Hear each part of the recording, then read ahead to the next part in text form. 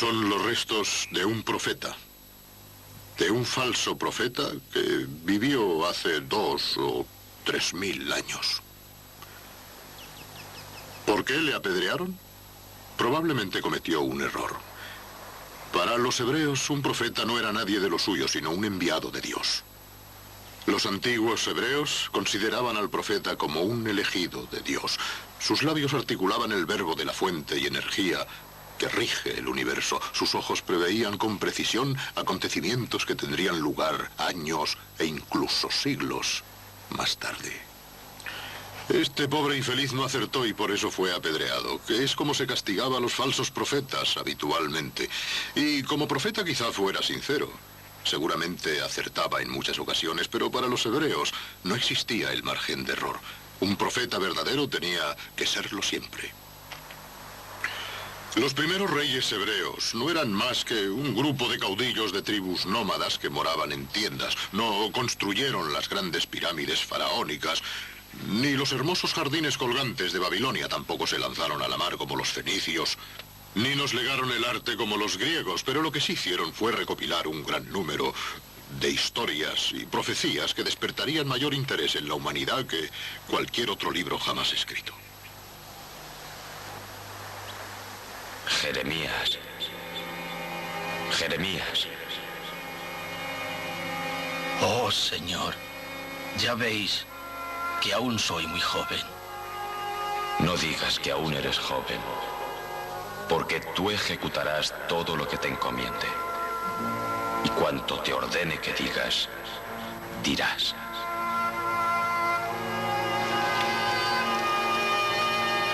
Los cuales dicen a un leño: tú eres mi padre. Jeremías no era más que un adolescente cuando el Señor le encomendó que hablase a su pueblo. Llenándose de valor fue hacia ellos y proclamó la verdad que las gentes no querían oír. Les previno contra la falta de honestidad de sus actos y predijo las desgracias que iban a caer sobre ellos. Dice el Señor que no me habéis escuchado y que me habéis irritado con vuestro comportamiento. Mi cólera se hará sentir sobre esta tierra, sobre los hombres, las bestias, los árboles, sobre las cosechas. Porque me habéis desobedecido, enviaré contra vosotros al rey de Babilonia, que os destruirá a todos. Y esta tierra se convertirá en una espantosa soledad. Seréis esclavos en Babilonia durante 70 años.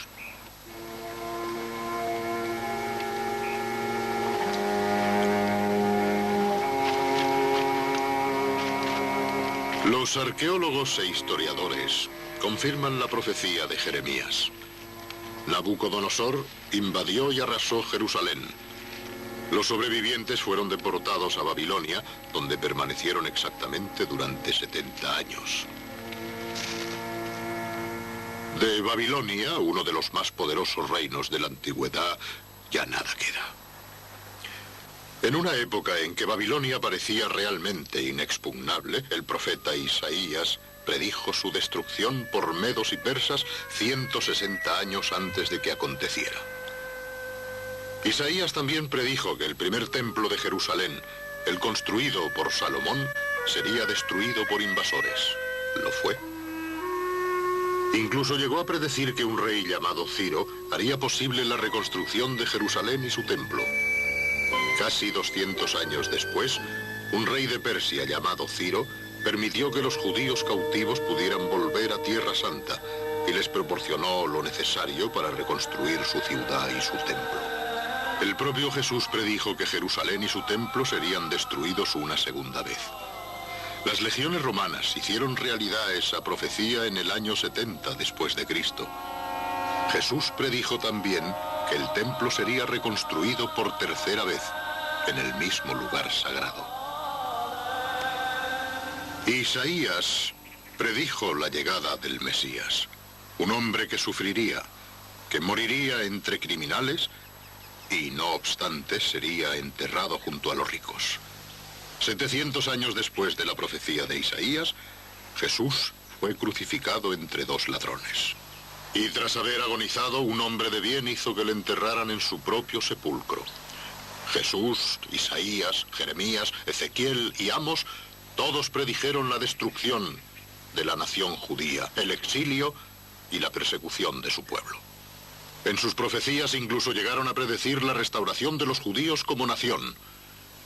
3000 años de historia prueban que los profetas de Israel decían la verdad. No todo el mundo quiere creer en ellos, pero tampoco deben ignorarse.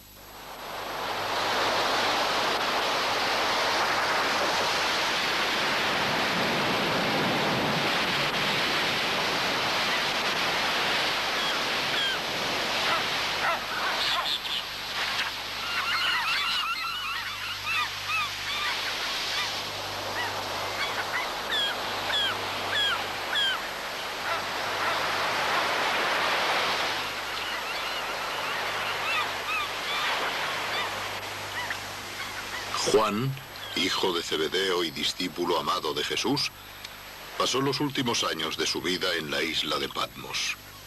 Allí experimentó visiones más allá de su comprensión que él plasmó en el último libro de la Biblia, el Apocalipsis o libro de la Revelación.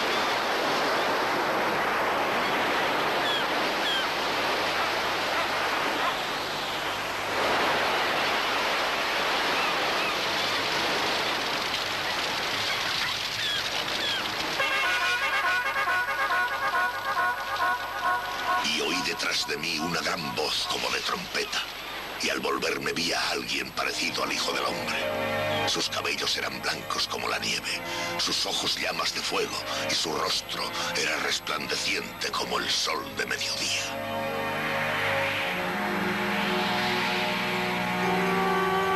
Y observé cómo el sol se volvió negra noche, y la luna del color de la sangre, y todas las montañas y las islas fueron movidas de sus lugares.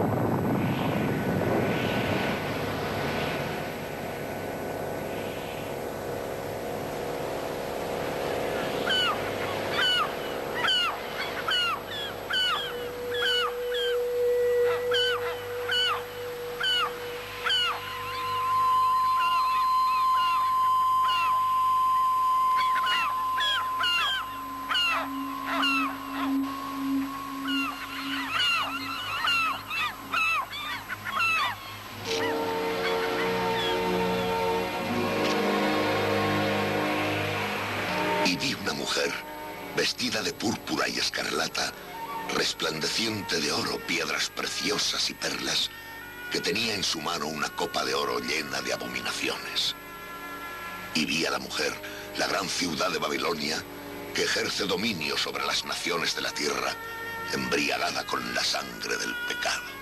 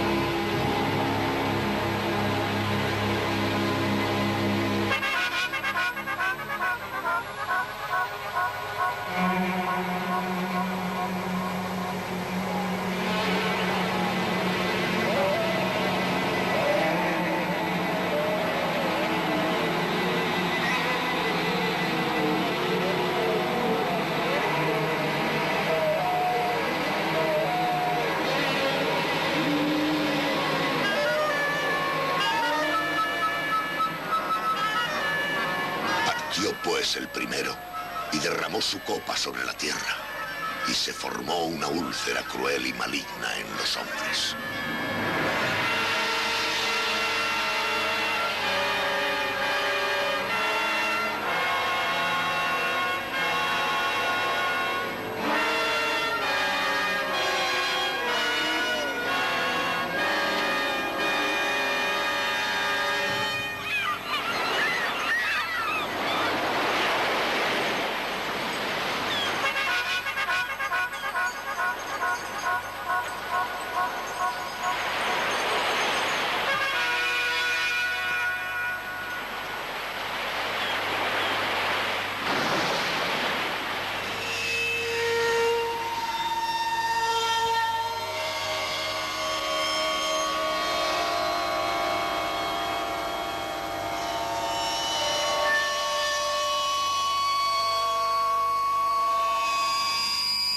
El mar se convirtió en sangre, y todo animal viviente en él murió. Una tempestad de granizo y fuego, mezclados con sangre, descargó sobre la tierra, con lo que la tercera parte de la misma se abrasó. Y vi los espíritus inmundos que hacen prodigios reunir en batalla a los reyes de la tierra en un valle llamado Armagedón.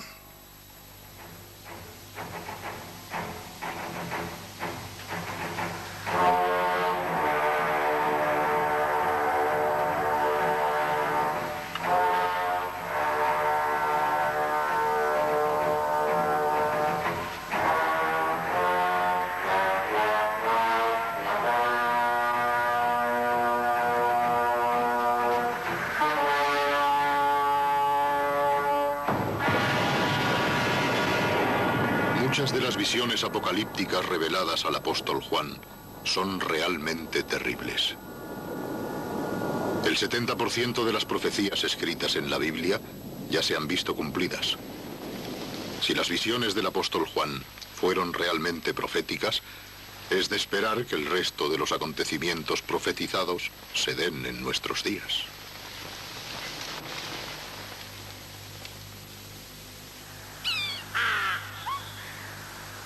Durante los 2000 años transcurridos desde que Juan vio y plasmó sus visiones en el Apocalipsis, el progreso ha llevado al hombre al umbral de la era espacial.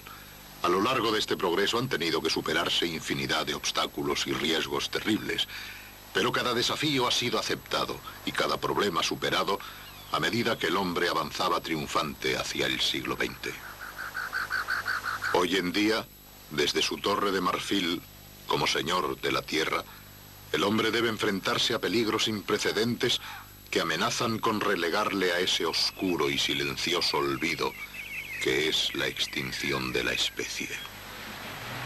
¿Cuáles son esos peligros que podrían significar el fin de la existencia humana sobre el planeta Tierra?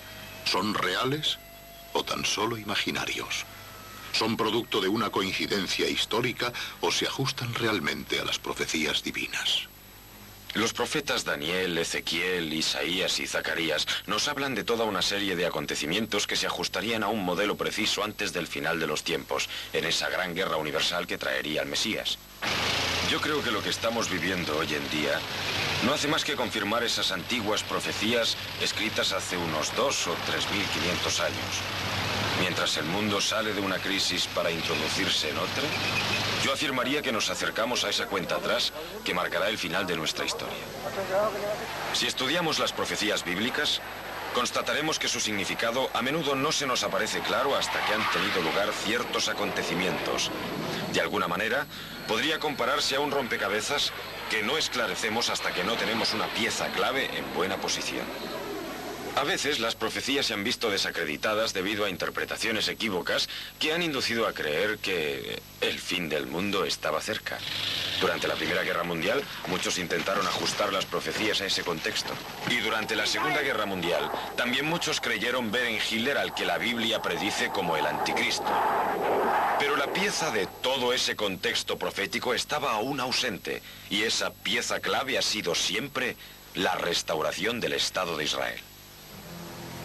Yo abriré vuestros sepulcros y haré que salgáis de vuestras tumbas, pueblo mío, para conduciros a la tierra de Israel.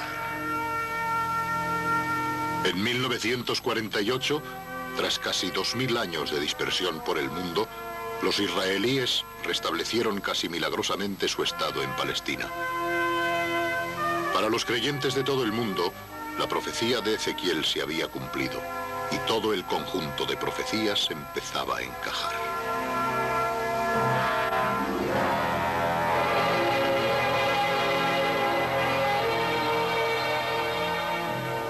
En 1967, la segunda pieza clave entró en juego. Se predijo que Jerusalén sería ocupada por los gentiles hasta el día en que estos fueran expulsados y la ciudad cayera de nuevo en manos judías. Durante la Guerra de los 6 Días, en 1967, esta profecía se cumplió de modo sorprendente cuando los israelíes conquistaron la antigua ciudad de Jerusalén. Por primera vez, en casi 2500 años, los judíos tenían en su poder la ciudad santa y el muro de las lamentaciones, último vestigio del templo de Salomón.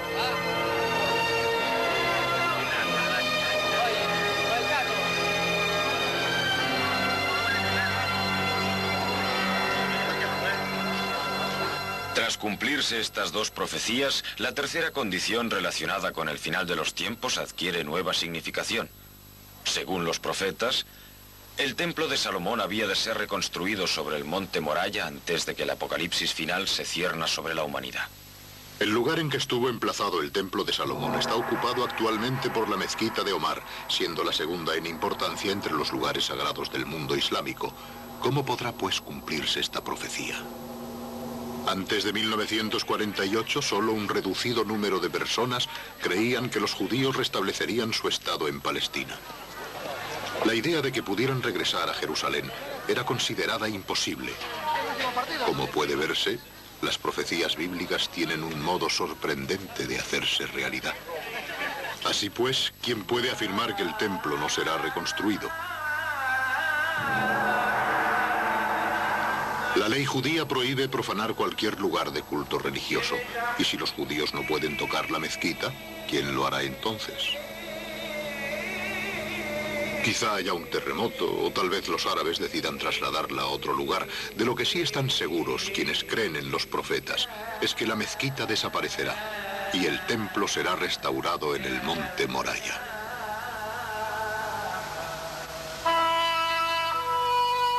Durante los pasados 2500 años, Jerusalén ha estado en manos de babilonios, persas, griegos, romanos, turcos, ingleses y de los países árabes.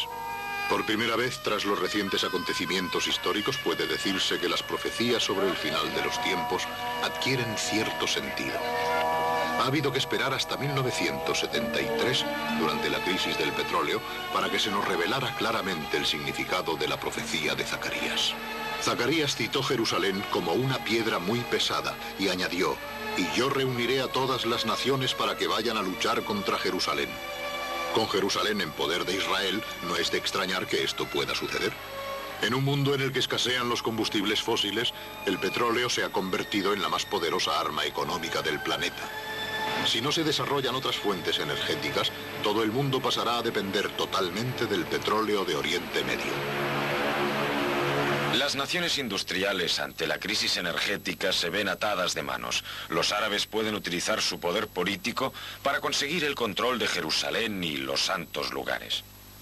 Cuando esto suceda, Jerusalén se convertirá en una piedra muy pesada, como profetizó Zacarías, y todos los países del mundo se verán implicados en la subsiguiente crisis. Una crisis que conducirá a la batalla final de la humanidad, en el Valle de Armagedón. ¿Está nuestro planeta realmente en grave peligro? ¿Hay algo de verdad en todas esas profecías bíblicas? Para investigarlo hemos hablado con algunos de los más importantes científicos. Esta es la situación de la humanidad. Y si tenemos en cuenta que esta explosiva situación se inició durante los últimos 10 o 15 años, podemos decir que estamos tan solo a unos minutos de un posible desastre. Es más tarde de lo que se piensa. El que estemos a 5 minutos de la medianoche o a 10 minutos es algo discutible. Yo no lo creo. Decididamente no lo creo. No creo que suceda de esa manera. Me parece que no hay que ser tan fatalista. No sé, pero la Tierra hace mucho tiempo que está aquí para que así de pronto desaparezca todo. Yo creo que seguiremos existiendo siempre. Sin duda alguna, siempre habrá una civilización, siempre. Saldremos adelante, aunque yo ya no lo veré.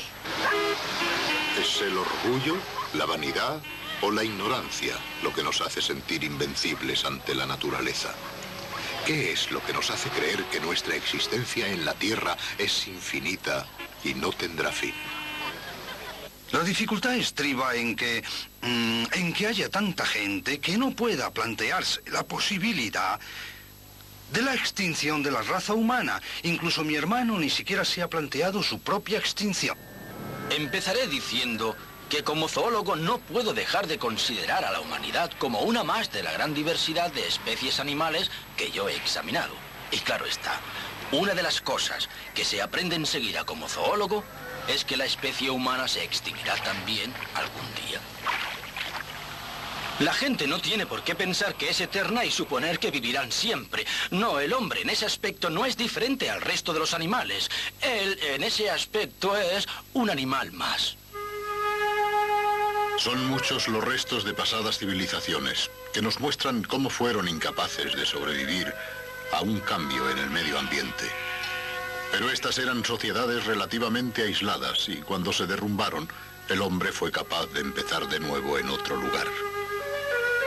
Si nuestra moderna civilización se destruye a sí misma, no quedará nadie para recoger los pedazos.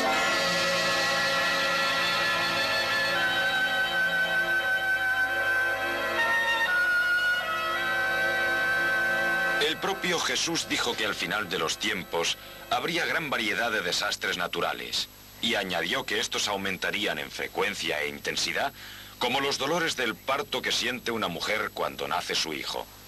Esto nos proporciona la clave del significado de estos acontecimientos.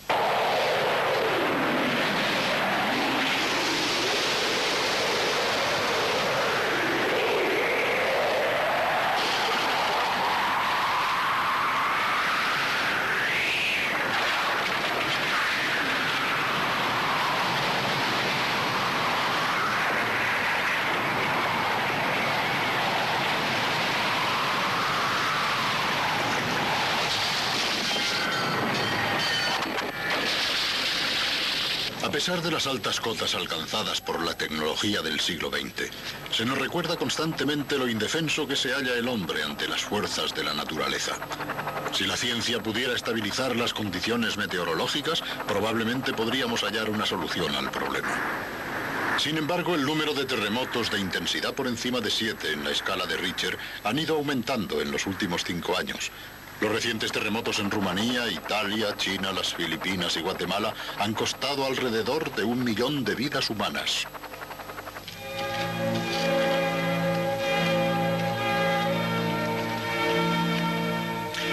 Igual podemos decir de los tifones, inundaciones y del cambio de clima que estamos sufriendo. Ya que no podemos evitar que las fuerzas de la naturaleza se muestren ofensivas, enseguida surge la cuestión. ¿Hay algún significado más profundo en todo esto? ¿Podrían ser estos los dolores del parto a los que aludía Jesús?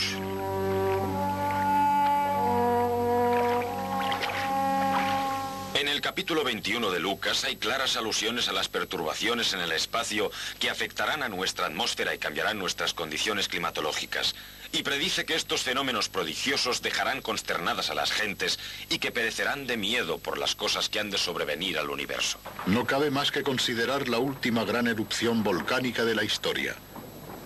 La erupción de Tamburu en 1815 fue equivalente a la explosión de 800.000 bombas de hidrógeno, lo que influyó sobre el clima del planeta durante 2 años.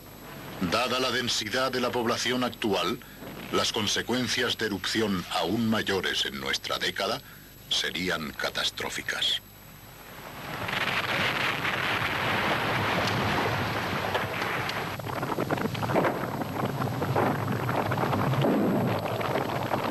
Terremotos, inundaciones, cambios en las condiciones climatológicas. Todo esto lo predijeron los antiguos profetas hebreos. Si examinamos la evidencia, no podemos evitar llegar a la conclusión de que lo que predijeron Ezequiel, Daniel, Zacarías e incluso Jesús hace unos miles de años está ocurriendo ahora ante nuestros propios ojos. Otro de los dolores del parto es el hambre.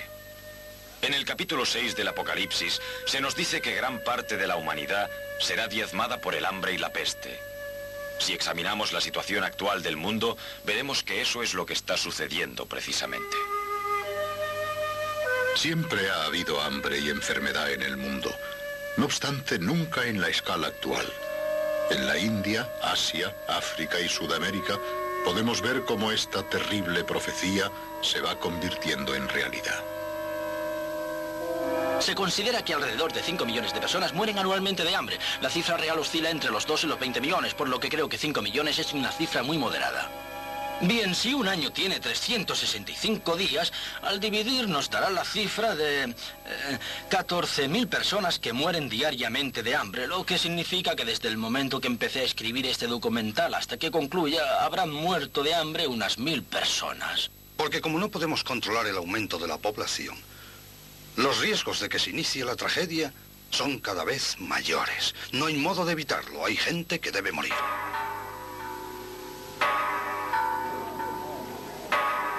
A nadie le gusta oír la terrible verdad sobre el hambre. Sin embargo, según cifras proporcionadas por el gobierno de los Estados Unidos, la demanda de comida ya es mucho mayor que la cantidad de que se dispone.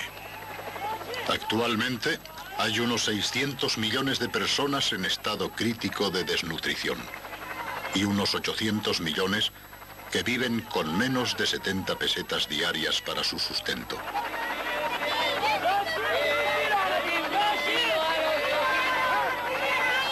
El ritmo de crecimiento de la población actualmente es exponencial. Yo tengo 40 años y cuando nací no éramos más que 2.000 millones de seres.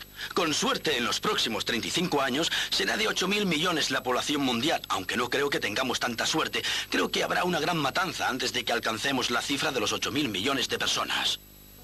Para la mayor parte de americanos y europeos, el hambre aparece como una posibilidad muy remota. Pero hoy no vivimos aislados. Y dentro de poco los problemas del tercer mundo nos afectarán a todos. Con ese monstruoso y desordenado crecimiento de la población, el espectro de la guerra se hace cada vez más palpable. Es difícil predecir lo que un país asolado por el hambre, sin medios de subsistencia y ante la amenaza de la muerte de una gran parte de su población, sería capaz de hacer. Si este país posee armas nucleares, existe el riesgo de que esté dispuesto a usarlas a fin de conseguir alimentos. Esta determinada situación podría muy bien conducirnos al holocausto. Les estoy hablando desde el que será el último campo de batalla de la Tierra. Será en este lugar donde se decidirán las últimas fases de nuestra historia actual. La Biblia no solo nos dice lo que acontecerá aquí, sino también la secuencia exacta de acontecimientos que según la profecía tendrán lugar aquí. El profeta Zacarías nos dice que los soldados que aquí combatirán hallarán un modo muy insólito de morir. A cada uno de ellos se le consumirán las carnes, los ojos se le pudrirán en las cavidades y la lengua se le deshará en la boca.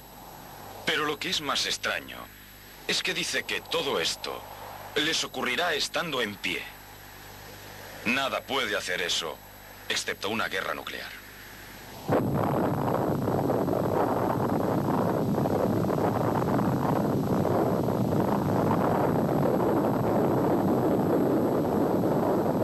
Los profetas describen acontecimientos de un enorme poder destructivo y nadie podía comprenderles antiguamente. Ahora, con la moderna tecnología, nos damos perfecta cuenta de que eso puede suceder. Creo que una de las cosas más sorprendentes es el libro del Apocalipsis. En él nos encontramos con un hombre que se ve transportado al futuro por una, digamos, máquina del tiempo divina, desde el siglo I hasta casi el final del siglo XX. Una vez allí se le ordena que escriba todo lo que vea y oiga. ¿Cómo un hombre del siglo I podía describir una sociedad tan sofisticada, científica y tecnológica como la nuestra? Al volver a su contexto histórico, no tuvo más remedio que explicar sus experiencias y a fin de que éstas pudieran ser descritas, recurrió a los fenómenos que resultaban familiares a sus contemporáneos. Y del solío salían relámpagos y voces y ensordecedores truenos. Y cayó del cielo sobre los hombres granizo del grandor de un talento, y los hombres blasfemaron de Dios por la plaga del pedrisco. Y la tierra tembló, y el cielo desapareció, y todas las montañas y las islas fueron movidas de sus lugares.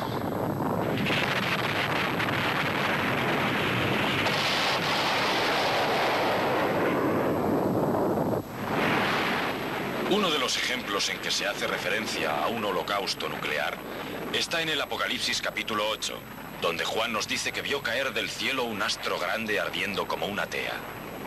En mi opinión, eso es una lograda descripción de un intercambio de misiles de largo alcance que realmente se asemejan a una tea cuando penetran en la atmósfera terrestre. Cuando yo empecé a hablar sobre estas cosas en 1969, los depósitos de cabezas nucleares de los Estados Unidos y de la Unión Soviética juntos equivalían en materia explosiva a 15 toneladas de TNT por cada hombre, mujer o niño. Espero que les parezca suficiente. Pero aún hay más sin nuestra aprobación. Incluso sin la aprobación de ciertos miembros del gobierno, nos vemos inmersos en una nueva escalada de armamentos. Y actualmente nuestra nación, los Estados Unidos, fabrica 3 bombas de hidrógeno diarias. La nueva carrera armamentista no sé cuánto durará, aunque si los rusos siguen con su política militarista, nosotros continuaremos con esa escalada. Me siento pesimista respecto al futuro, ya que parece que esta carrera de armamentos no tiene fin. Y creo que nos queda muy poco tiempo. Y a no ser que se tomen drásticas medidas para mejorar la situación, nos veremos abocados a un conflicto nuclear.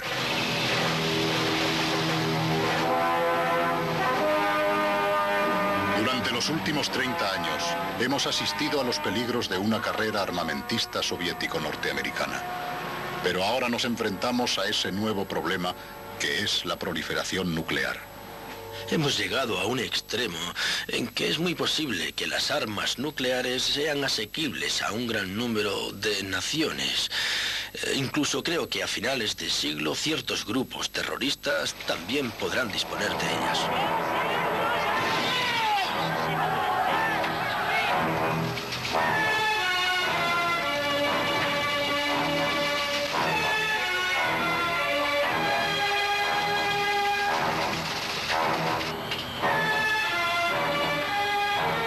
La posibilidad de que un ingenio nuclear caiga en manos de un grupo terrorista es un problema real y muy serio al que ha de hacer frente el mundo. Podría ser una fuerza de presión para las altas esferas políticas mundiales, pues el utilizar esa clase de arma no sería para poner en libertad a alguien o para conseguir ciertas reivindicaciones, sino que podría utilizarse para cambiar la línea política de un país o una potencia. Corrompida está la tierra por sus habitantes, pues han quebrantado las leyes, han alterado el derecho, rompiendo la alianza sempiterna. Por eso, la maldición devorará la tierra y los que en ella moran serán consumidos. Isaías 24, 5, 6. Cuando Isaías hizo esta profecía no se había oído hablar de contaminación, pero ahora sabemos exactamente a qué se refería. Hay otra profecía de Daniel en la que se nos dice que el final ocurrirá en una era de grandes conocimientos, lo que no impedirá que el hombre se libre de la destrucción. Si analizamos la situación en nuestro planeta, veremos sin duda alguna que el progreso tecnológico se ha realizado descuidando los juicios éticos y morales. Durante siglos, el hombre ha estado explotando la tierra sin tener en cuenta las consecuencias que esto podía tener. Isaías dijo que seríamos castigados por contaminar la tierra. A donde quiera que miremos de nuestro amado planeta, existen evidencias de que esta profecía se está cumpliendo. Nuestras aguas están contaminadas hasta tal extremo que incluso constituyen una amenaza para el aire que respiramos. A menudo no nos damos cuenta de que el 80% del oxígeno que respiramos lo producen las algas marinas en las capas superiores del océano a través de la fotosíntesis. Estudios recientes muestran que los residuos petrolíferos flotando en esas capas superiores ya exceden la masa de las algas. No podemos ocultar el hecho de que esto podría significar el fin de toda la vida en el planeta. Mientras que los residuos petrolíferos destruyen las algas de nuestros océanos, docenas de otras sustancias tóxicas están pasando a nuestros alimentos.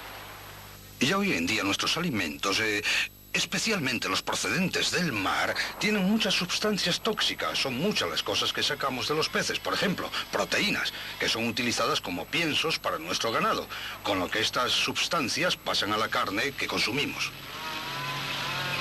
Al constatar la presencia de estas sustancias en nuestra alimentación, nos hemos dado cuenta demasiado tarde de los peligros que nosotros mismos nos hemos creado.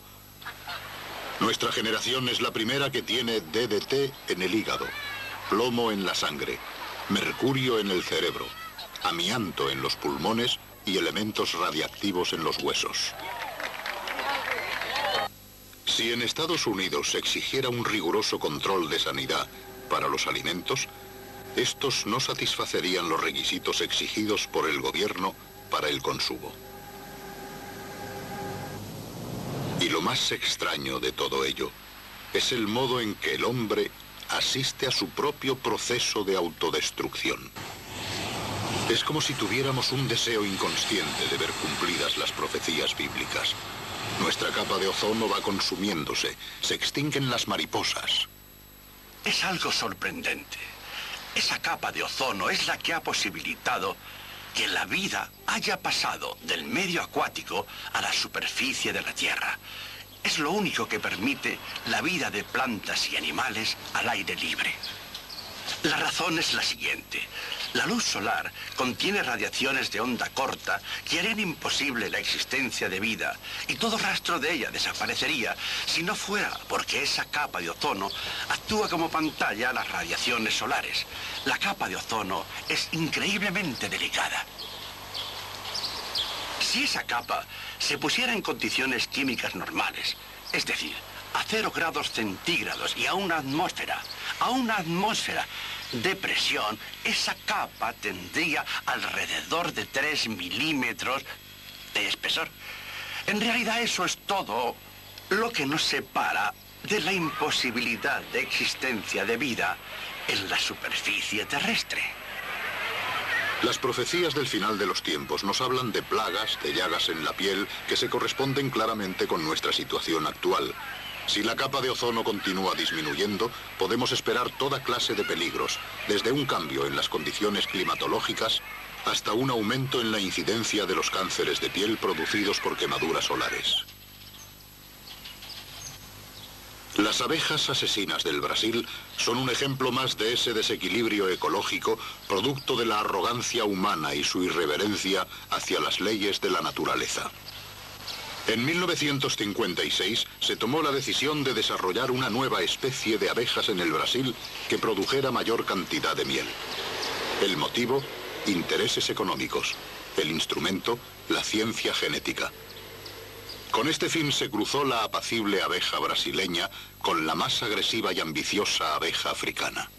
Durante estos experimentos, en 1957, 26 reinas africanas consiguieron escapar de su cautiverio. Desde entonces, las abejas africanas se han ido reproduciendo de tal modo que actualmente constituyen una seria amenaza en toda América del Centro y del Sur.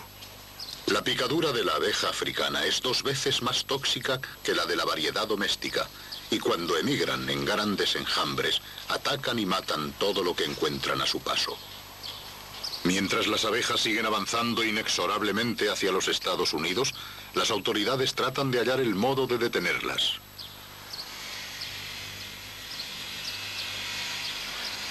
Con los progresos experimentados por la ciencia de la genética, un nuevo horror surge en el horizonte. Actualmente el hombre está trastornando el propio proceso de la creación. En una nueva era biológica tendremos la posibilidad de trasplantar órganos, insertar órganos artificiales e incluso regenerarlos. Y el ser humano, al cabo de unos años, puede que no sea el mismo. Sus partes habrán sido sustituidas, produciendo serias crisis de identidad.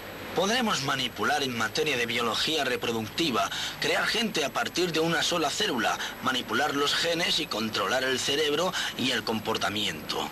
No solo podremos crear al hombre como deseemos, sino que incluso podremos dar vida a criaturas que jamás hayan existido.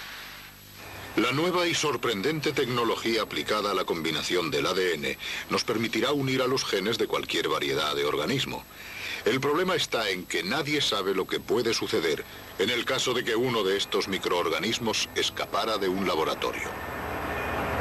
Aunque no es probable que puedan fabricar un monstruo como el que creó el Dr. Frankenstein, existe el peligro de que involuntariamente dejen en libertad algún virus contra el cual la humanidad no esté inmunizada. ¿Podría ser esta la maldición que predijo Isaías para aquellos que han alterado el derecho y roto la alianza sempiterna? ADN, contaminación, hambre, guerra nuclear. El hombre parece indiferente a los peligros que le acechan.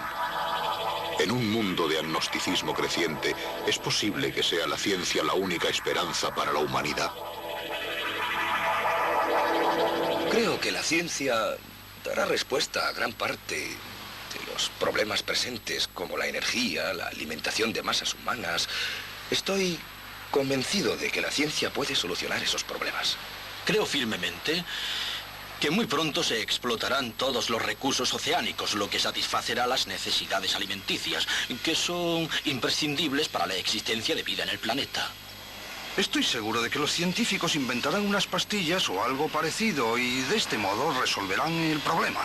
En lo referente a hallar una solución definitiva al problema de la producción de alimentos, creo que es pedir demasiado que la ciencia nos saque las castañas del fuego. Quienes hacen planes para el futuro y confían en que la ciencia será capaz de resolver este problema son tan ilusos como sus propios planes.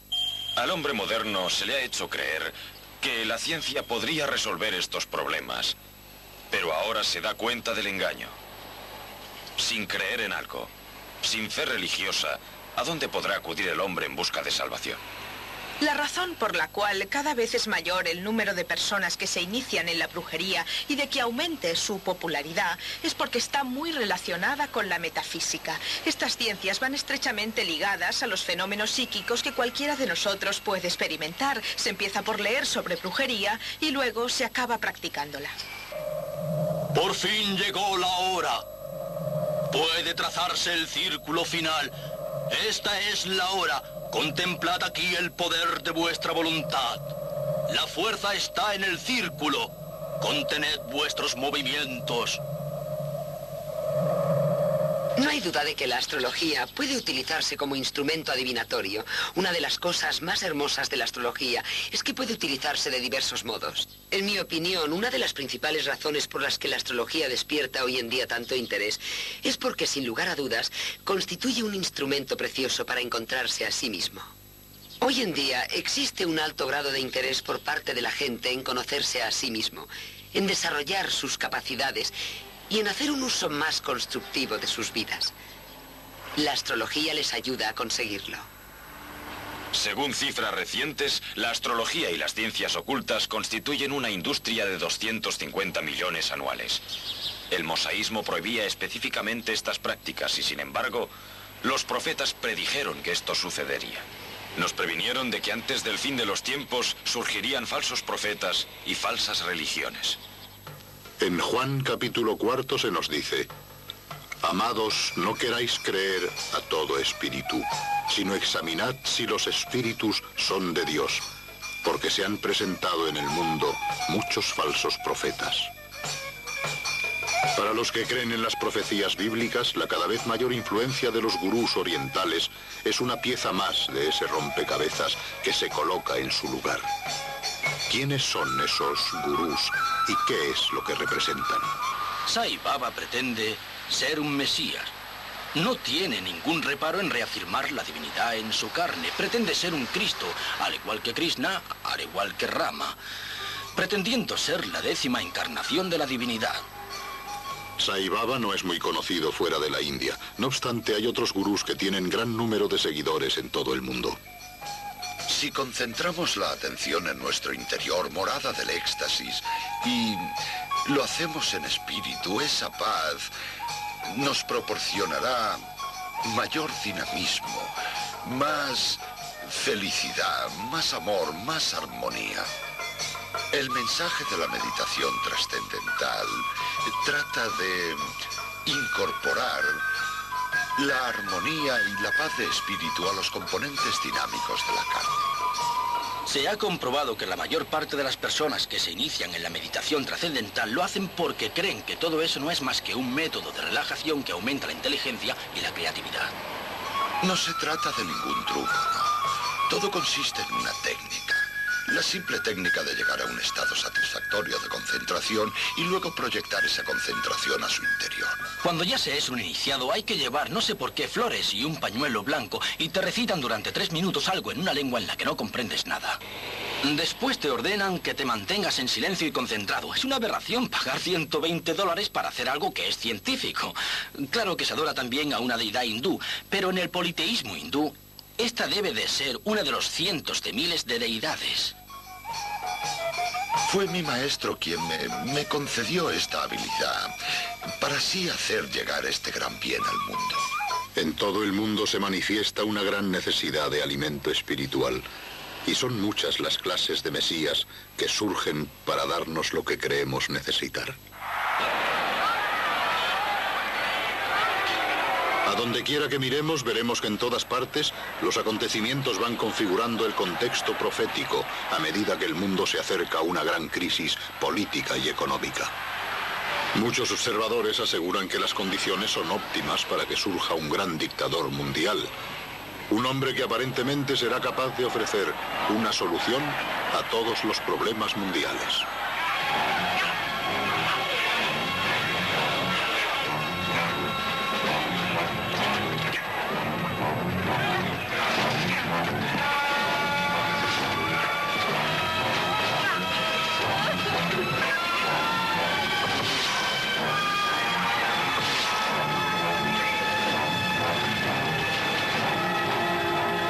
La gente cada vez se está haciendo más a la idea de que en este país es inminente la ascensión al poder de cierta clase de régimen autoritario, militar o político, idea que yo comparto.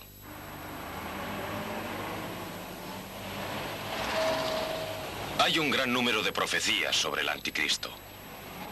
Mucha gente piensa que siendo producto del diablo, el anticristo será diabólico, pero Satán es astuto y en las profecías se le anuncia como un ángel de luz frecuentemente. O sea que ese hombre se nos presentará como un ser honesto y será aceptado por la humanidad no solo como dictador, sino también como su Mesías y Salvador del mundo. Si el fascismo llegara a los Estados Unidos, se le denominaría americanismo. En mi opinión, de surgir un gobernante fascista o totalitario en los Estados Unidos, debería ser alguien con quien el pueblo simpatizara. Alguien que reflejara sus valores tradicionales. Alguien muy ligado al pueblo, en el sentido de que debería atraerse las simpatías y la confianza de la gente de este país. Sus relaciones con el pueblo tendrían que ser amigablemente estrechas para que éste le diera su apoyo. Debería ser un individuo que conociera a los militares, que además le gustaran y que fuera capaz de manejarlos. Creo que ese ser al que la Biblia denomina el anticristo, este gran dictador mundial, quizá haya nacido y viva entre nosotros. Es posible que hoy viva inconsciente del futuro que le aguarda en la historia del destino de la humanidad. Seguramente será un buen hombre, probablemente agnóstico y humanista. Satán dotará a este hombre de gran inteligencia que aplicará a la situación mundial aportando verdaderas respuestas a los problemas humanos. El anticristo llegará al poder a través de la economía. Y hay una profecía en el capítulo 13 del Apocalipsis en la que se nos dice que él hará que todos le juren fidelidad y que recibirán una marca o número. Y añade que nadie podrá comprar, vender o trabajar sin esa marca o número de su nombre. Al parecer, ese dictador hará que todo el mundo le jure fidelidad y tras haberlo hecho, dará a cada uno un número o una marca. Ahora pensemos en esto unos momentos. ¿Cuándo pudo haberse cumplido esta profecía en el transcurso de la historia aparte de hoy? Las computadoras trabajan con números. Todos tenemos un número. Yo mismo tengo un número de cuenta bancaria. Y también tenemos otros números en nuestros pasaportes y creo que llegará el día en que todos tendremos un número. Seguramente se iniciará con el código para Norteamérica. En un futuro nos identificaremos unos a otros por medio de números.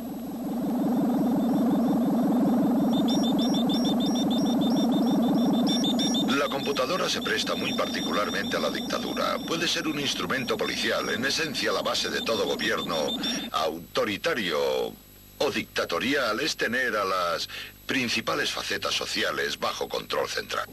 La prensa, la energía, el ejército, la policía, el registro civil y la propia industria. Su control por parte de una autoridad central le proporciona el control de un país. ¿Cómo reconoceremos al anticristo cuando éste entre en escena? Las escrituras nos dan un dato muy importante. Quien tenga inteligencia, calcule el número de la bestia, porque es número de hombre.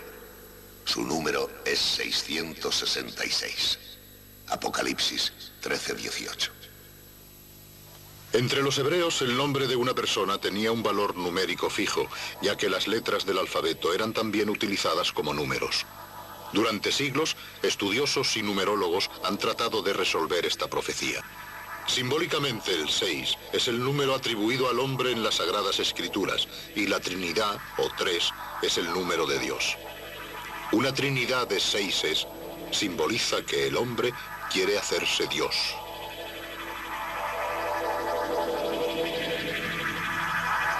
Hoy en día, disponiendo de la informática, la búsqueda de una explicación se ha intensificado. Sin embargo, desconocemos si la profecía se refiere al nombre real del anticristo, a un nombre adoptado, o tal vez a su título.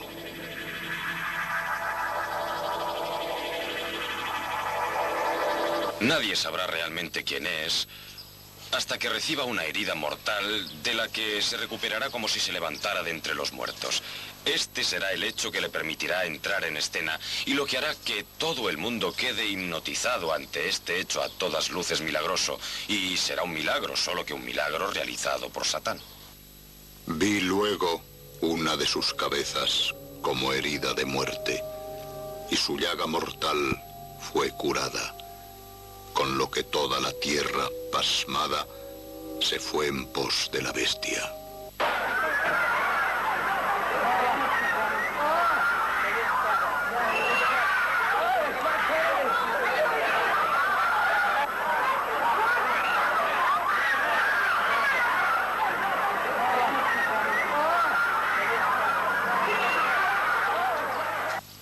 John Kennedy, Robert Kennedy, Martin Luther King. 3 dramáticos asesinatos políticos. No es difícil imaginar el efecto que produciría el que un eminente líder político fuera abatido y luego resucitara de entre los muertos. De hecho, parece imposible, pero según el Apocalipsis, este es exactamente el modo en que el anticristo llegará al poder.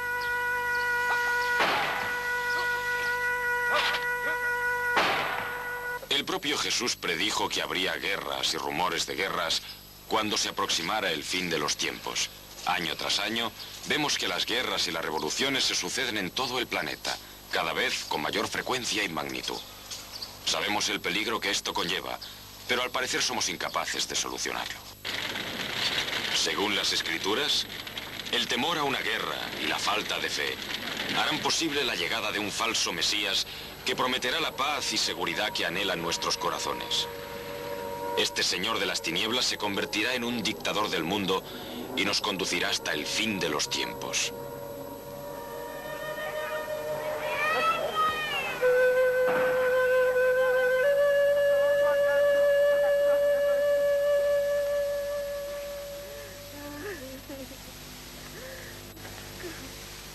Lo que hoy en día se pregunta la mayor parte de la gente es cómo sabremos que se acerca la hora. ¿Cómo sabremos que estamos próximos al día del juicio final y al gran holocausto que ha de precederlo? El libro del Apocalipsis se centra en un periodo de 7 años de historia que culminará con el holocausto de Armagedón. Pero antes de esta cuenta atrás de 7 años, los profetas aluden a una alianza política que será definitiva. Deberíamos estudiar esto más detalladamente. Según el profeta Ezequiel, poco después de la restauración del Estado judío en la tierra de Israel, surgirá al norte un mortal enemigo. Ezequiel identifica a este gobernante del norte como Gog, de la tierra de Magog, también príncipe y cabeza de Mesec o Mosec. Tras cuidadosa búsqueda, los estudiosos de la Biblia han llegado a identificar a estas gentes como los antepasados de los temidos escitas, así denominados por los griegos y romanos. Unas tribus bárbaras que habitaban en las regiones al norte del Cáucaso. Estos bárbaros son generalmente considerados como los antepasados de los habitantes de la Rusia moderna. Si observamos el resurgir de Rusia como potencia mundial, la precisión de la profecía de Ezequiel es impresionante. Coincide con el renacimiento del Estado de Israel y se ajusta perfectamente a las ambiciones soviéticas en el Oriente Medio.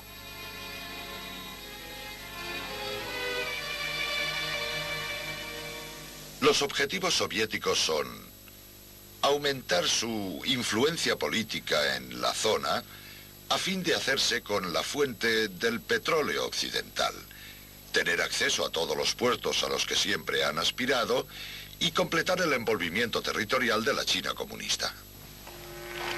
Ezequiel identifica también un segundo gran bloque que se aliará con Rusia. Dice que Egipto encabezará una confederación de países árabes y estados africanos contra el restablecido Estado de Israel. Teniendo en cuenta la presencia militar soviética en el Oriente Medio, la profecía de Ezequiel se ajusta perfectamente a la situación actual. Si leemos las distintas profecías sobre Armagedón y el final de los tiempos y estamos al corriente de la situación actual en el Oriente Medio, las profecías no andan nada descaminadas. No nos dicen cuándo va a suceder ni en qué época va a suceder, pero nos presentan un cuadro de una situación política que, si lo contrastamos con el contexto político actual, no deja de sernos bastante familiar. He aquí una profecía más referente a las alianzas políticas al final de los tiempos. Juan predice el resurgir de la China moderna. Este resurgimiento coincide con el de Rusia como potencia mundial, y ambos acontecimientos coinciden con el regreso de los judíos a la tierra de Israel. En una detallada y gráfica descripción, Juan nos cuenta cómo al final de los tiempos los chinos cruzarán el Éufrates con un ejército de 200 millones de hombres hacia Oriente Medio. Según fuentes militares, el potencial humano del ejército popular chino es de más de 200 millones de hombres. La cifra predicha en el Apocalipsis. ¿Serán todo esto coincidencias o en realidad los antiguos profetas sabían más de lo que sabemos ahora? De momento hemos identificado a 3 de los grandes bloques que se verán implicados en los acontecimientos que anunciarán Armagedón. Esto nos lleva a identificar la cuarta entidad, una confederación de 10 naciones dirigida por el Anticristo.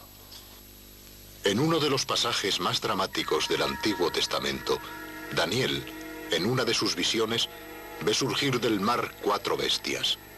Cada bestia representa un gran imperio del futuro: el babilonio, el persa, el griego y el imperio romano.